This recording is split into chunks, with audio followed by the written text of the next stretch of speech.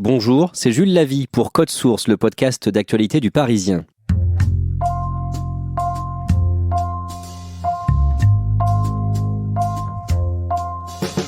Quand on a appris la mort de Jacques Chirac ce jeudi 26 septembre, il était presque midi. Aussitôt, la rédaction s'est mise au travail, certains ont râlé parce que les nécrologies n'étaient pas prêtes, et chez Code Source, on s'est demandé comment parler de l'ancien président, alors que les journalistes qui viennent d'habitude à ce micro étaient trop occupés pour nous accorder du temps. C'est une reporter du service politique, Nathalie Chuc, qui nous a donné la bonne idée.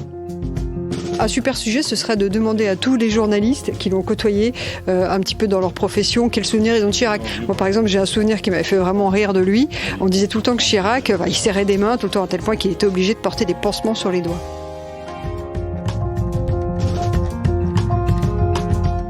Je me souviens, jeune journaliste, je me retrouve dans une foule et je me dis je vais faire un test. C'était à Paris, dans un cocktail, et il y avait plusieurs centaines de personnes, des petits fours partout, etc. Et il déambulait, il était là au milieu de la foule, comme le roi. Donc je me mets dans la file d'attente, j'attends. Il me serre la main une première fois, bonjour madame, voilà. Et après je me remets très loin dans la file d'attente. Et 200, 250 personnes, 300 personnes passent avant moi. Et là, je me représente devant lui, je lui retends la main, il me regarde, il fait un petit signe. Je vous ai déjà vu, madame. Et donc, comme quoi, il s'intéressait vraiment aux gens. C'était pas seulement juste quelque chose de complètement mécanique. Pour moi, ça avait été un vrai test. Ça, c'était en 2003. Pour la suite de cet épisode, on va remonter dans le temps. Quand Jacques Chirac avait son bureau à l'Hôtel de Ville de Paris, Aurélie Audureau est rédactrice en chef adjointe en charge de la photo. Mon premier souvenir avec Jacques Chirac, c'était à l'époque où j'étais reporter photographe, jeune reporter photographe, et lui, il était maire de Paris. Et à l'époque, en 93, on se demandait qu'est-ce qu'il faisait à la mairie de Paris, car il attendait clairement de pouvoir candidater à la présidence de 95. Donc moi, on m'affecte sur un reportage où on me dit écoute, on va ouvrir son agenda et on va regarder ce qu'il fait toute la journée. Donc on a négocié avec lui qu'un photographe le suive toute la journée. Donc moi, j'ai passé une journée avec lui à le suivre. Donc j'avais un chauffeur et j'avais une voiture qui suivait Jacques Chirac aux différentes commémorations du jour. Et il a terminé cette journée avec le concert de Johnny Hallyday au Parc des Princes, qui fêtait à l'époque de mémoire ses 50 ans pour Johnny Hallyday sur scène. J'aimerais dédier cette chanson à Jacques Chirac. Nous avons tous en nous quelque chose de Jacques Chirac. Et donc moi je l'ai suivi toute la journée, j'ai fait tout un tas de photos. Ça a fait l'objet d'une double page dans le Parisien quelques jours après.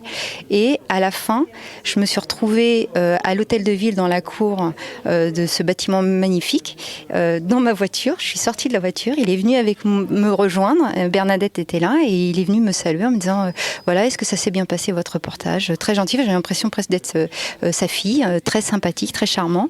Est-ce que vous voulez que mon chauffeur vous raccompagne chez vous? Et je lui ai dit non, ça va, je vais rentrer comme une grande. Vous l'avez trouvé comment à ce moment-là? Très accessible.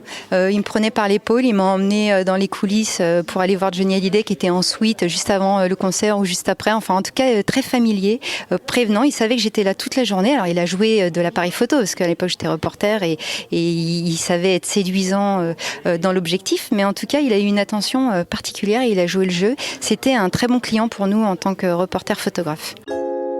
Quelques mois plus tard, Aurélie Audureau couvre l'élection de Jacques Chirac à la présidence de la République. Nous sommes le 7 mai 1995. Moi, ce jour-là, ça fait 5 ans que je suis reporter, mais je suis encore inexpérimentée. C'est ma première campagne présidentielle, donc c'est important pour moi aussi. Et on me demande d'être avenue d'Iéna, dans l'endroit où il va fêter avec les militants, avec éventuellement sa première garde, sa victoire. Et évidemment, c'est bondé de monde. L'avenue d'Iéna a été totalement privatisée. Et moi, en tant que jeune reporter, il faut que je me trouve un endroit pour pouvoir faire ce moment exceptionnel, historique. Et on sait qu'à un moment, il ouvrira les fenêtres des locaux de l'avenue d'Iéna et qui saluera la foule, les gens. Et j'arrive à négocier avec un camion de régie télé de pouvoir être au-dessus du camion. Donc je suis super bien positionnée. Et à un moment, ça arrive, mais on attend. Tout ça se produit vers 23h, 23h30, minuit, parce qu'avant, il a défilé en voiture à faire la fête, à ouvrir les vitres et tout ça. Qui vient de quitter l'avenue d'Iéna et qui redescend sous les ovations de ses partisans qui avaient commencé à déserter l'avenue d'Iéna pour se diriger progressivement, je suppose, vers la place de la Concorde. Pour l'instant, nous le suivons sans trop savoir.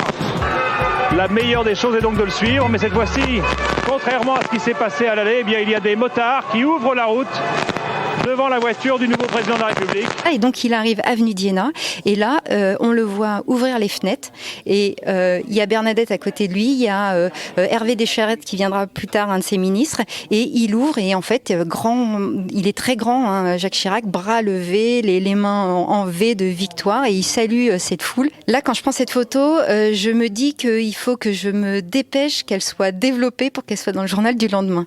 En fait à l'époque on avait des motards, donc à l'époque on développer les pellicules, donc elles ont été développées rapidement et la photo a été publiée le lendemain et c'est vrai que j'étais assez fière.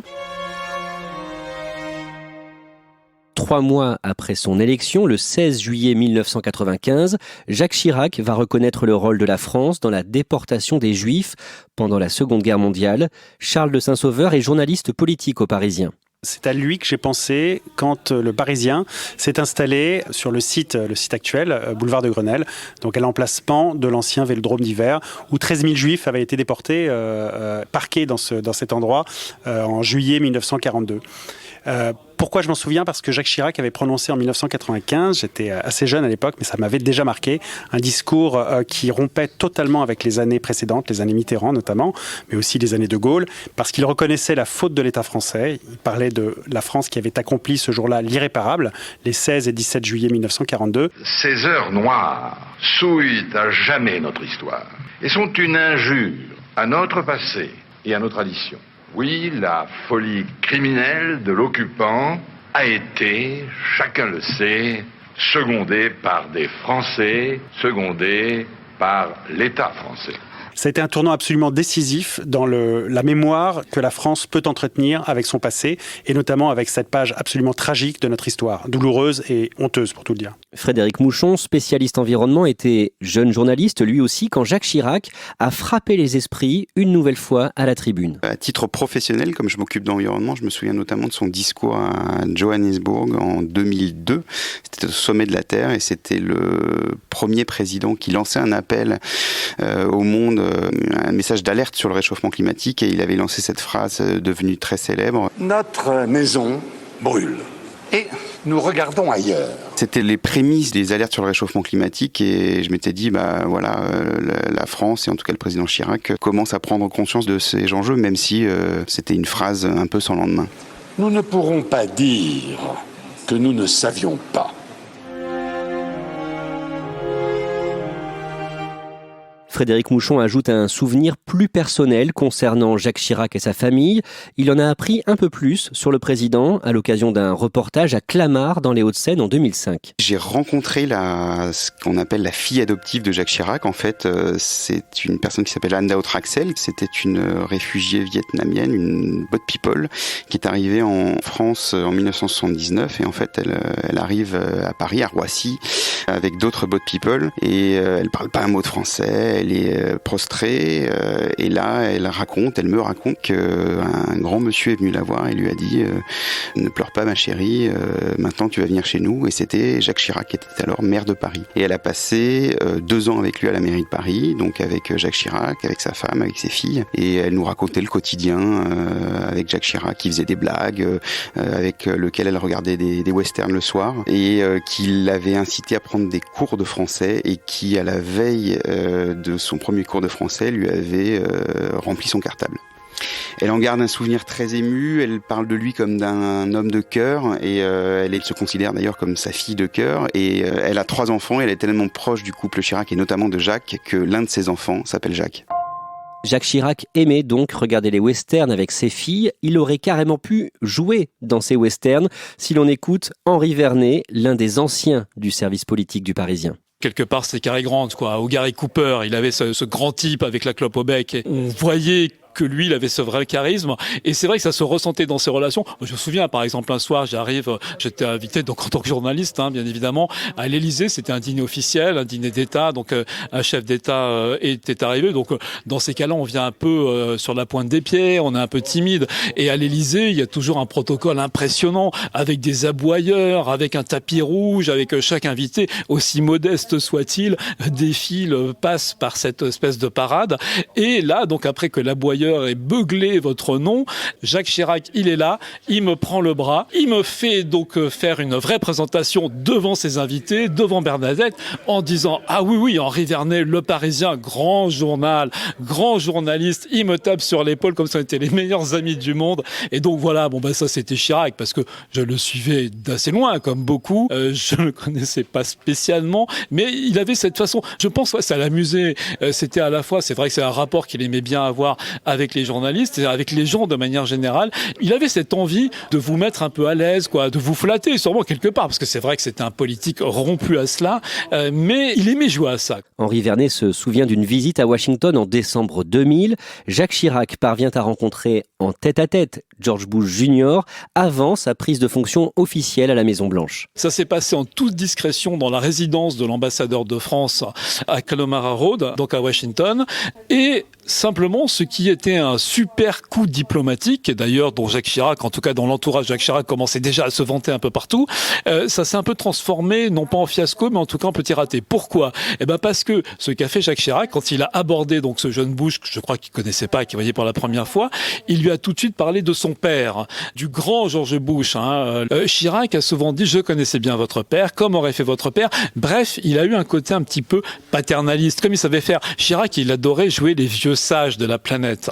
Et donc, il a joué un petit peu ça avec George Bush Junior, qui, ce soir-là, nous ont raconté après les conseillers. Il y avait Védrine aussi, Hubert Védrine, qui était ministre des Affaires étrangères, qui était dans la rencontre. Et Védrine disait, oui, non, mais Bush, il n'a pas parlé de toute la rencontre. En fait, il a émis 2 ou 3 borborigmes, Dixit Védrine, et il écoutait Chirac, sauf qu'il l'écoutait en étant un brin agacé, en se disant, mais enfin, qui c'est ce grand monsieur qui me parle de mon père et qui vient me faire un peu la leçon?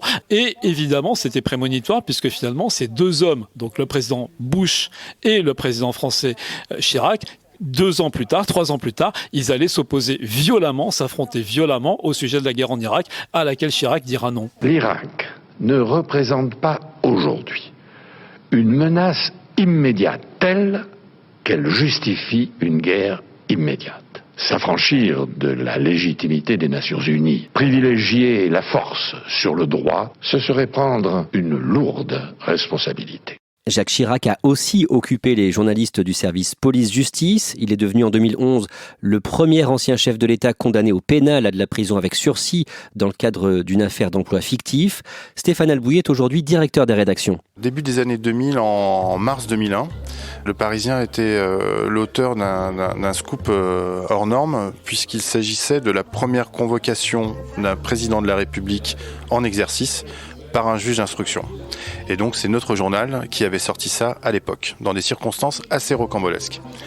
Simplement parce que la nature de l'information faisait que c'était d'une confidentialité absolue. À l'époque, c'était le juge Alphen qui avait décidé de convoquer le président comme simple témoin dans une affaire qui est dite de la cassette mairie, des soupçons de remise d'argent liquide à l'époque à Matignon, un des collaborateurs de Jacques Chirac. D'ailleurs, c'est ce qui a valu cette expression qui est restée un peu dans l'histoire, abracadabrantesque. Jacques Chirac avait qualifié ces accusations de la sorte à l'époque.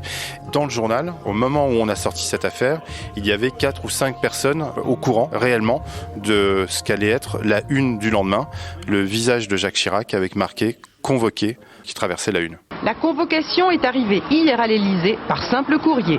Dès ce matin, Jacques Chirac, invoquant la séparation des pouvoirs, fait savoir qu'il ne se rendra pas à la convocation du juge Alphen, qui veut l'entendre comme simple témoin dans l'enquête sur les HLM de Paris.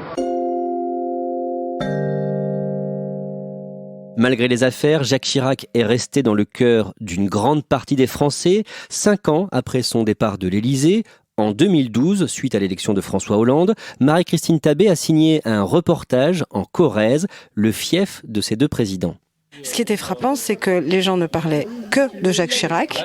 C'est à la fois très banal, mais effectivement très vrai. C'était sa convivialité, sa gentillesse, sa capacité à se souvenir de chacun, à avoir un mot gentil. Bonjour Marcel, comment ça va? Sébastien, comment allez-vous?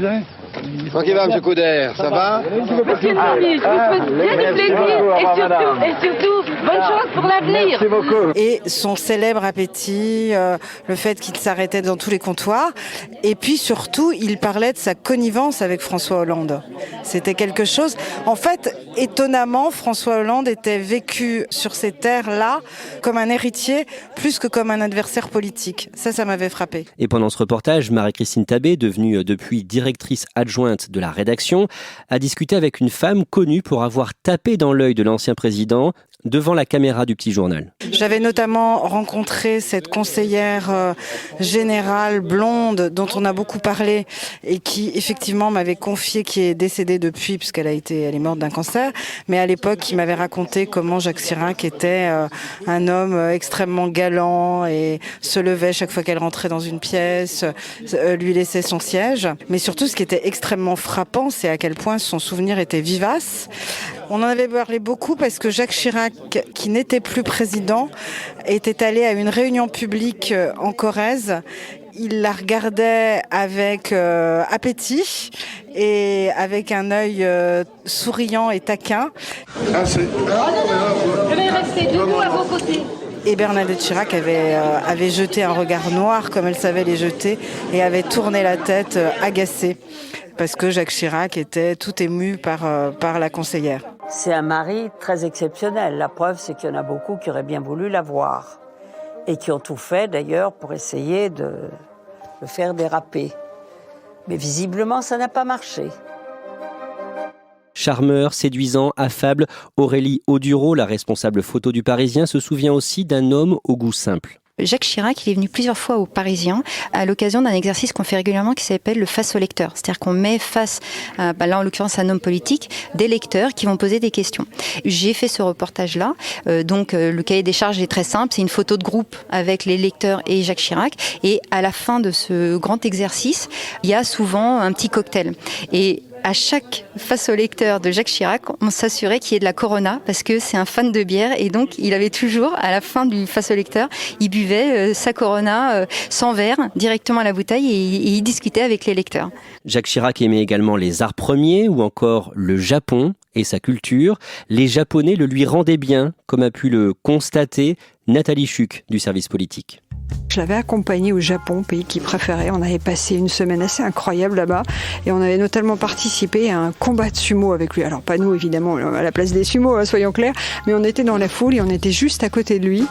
C'était très drôle parce que certains membres de la délégation s'étaient endormis et s'ennuyaient à mourir et lui était à fond. Il avait des petits livrets, il notait tout en direct. Il y avait eu une scène absolument incroyable à la fin des combats. Ça avait duré plusieurs heures et à la fin, la salle s'était levée. On avait entendu les gens scander Chiraku, Chiraku, Chiraku de plus en plus fort. Lui s'était levé, était parti en toute modestie et c'était extrêmement puissant comme scène. Merci aux journalistes de la rédaction.